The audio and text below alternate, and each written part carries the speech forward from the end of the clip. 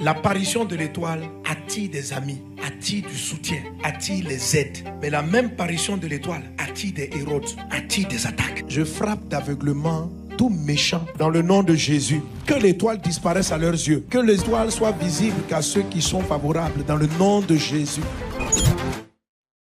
Je vais te parler de la valeur de ta consécration et du combat, des choses qui sont en train de te retenir. La nation Israël a 12 étoiles. Donc c'est elle dont il est parlé dans le livre d'Apocalypse, qui a engendré l'enfant mâle, qui est Jésus le Christ. Et la Bible dit que après que le dragon ait échoué à tuer la femme et à tuer Jésus, il va s'en prendre au reste de la postérité, c'est-à-dire aux chrétiens, à ceux qui aiment Dieu et qui gardent le commandement. Je viens dire à vous tous que nous sommes dans une guerre très sérieuse. Et à moins que tu ne te consacres, tu ne vas pas t'en sortir.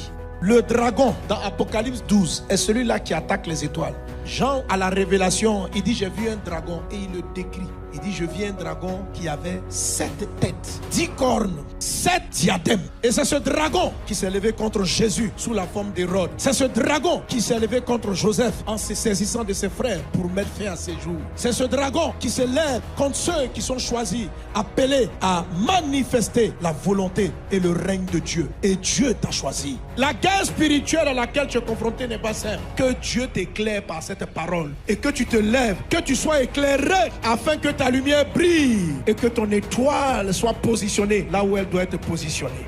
Amen.